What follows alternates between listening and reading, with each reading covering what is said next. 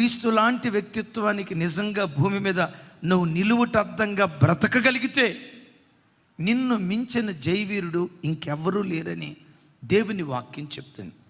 ఎవరు నిజంగా జయవీరులు?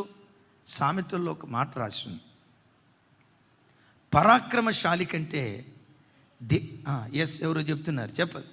పరాక్రమశాలి కంటే దీర్ఘశాంతం కలిగిన వాడే శ్రేష్ఠుడు, పట్టణములను పట్టుకొనిన వాని కంటే తన మనసును స్వాధీనపరుచుకున్న వాడే శ్రేష్ఠుడు అంటాడు.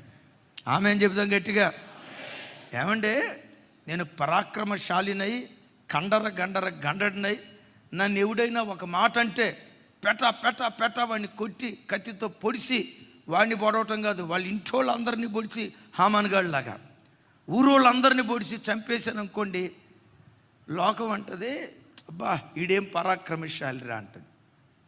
ఎదుటోడు ఆ మాట నన్ను అన్నా నాలో ఉన్న ఆవేశాన్ని చంపుకొని, నాలో ఉన్న తొందరపాటును చంపుకొని, మాటకు ప్రతి మాట అనకుండా, దోషణకు ప్రతి దోషణ చేయకుండా, కీడుకు ప్రతి కీడు చేయకుండా నాలో ఉన్న ఆవేశాన్ని చంపుకుంటే నన్ను మించిన పరాక్రమవంతుడు ఇంకెవరు ఉండరు.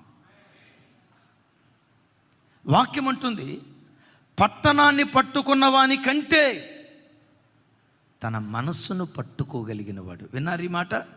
తన మనస్సును పట్టుకోగలిగిన వాడు, తన మనస్సును జయించగలిగిన వాడు అసలు సిసలు నిజమైన జయవీరుడు.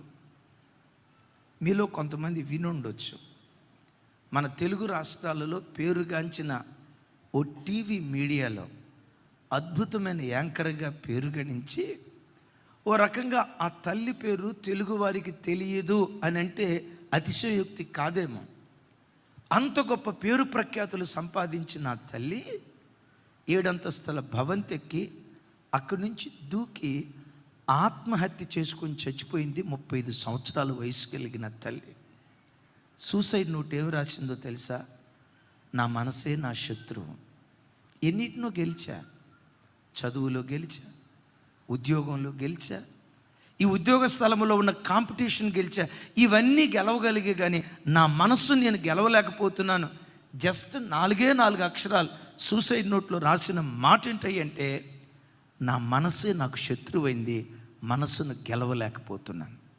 దైవజనమా, క్రైస్తవ జీవితంలో నిజమైన గెలుపు నిన్ను నువ్వు గెలుచుకోగలిగితే, నీలో ఉన్న పాపాన్ని, అపవిత్రతను, చెడును చంపి వాటన్నిటినీ సిలువేసి నీలో క్రీస్తు సారూప్యము కలిగేటట్లుగా ఈ భూమి మీద నువ్వు బ్రతకగలిగితే నిన్ను మించిన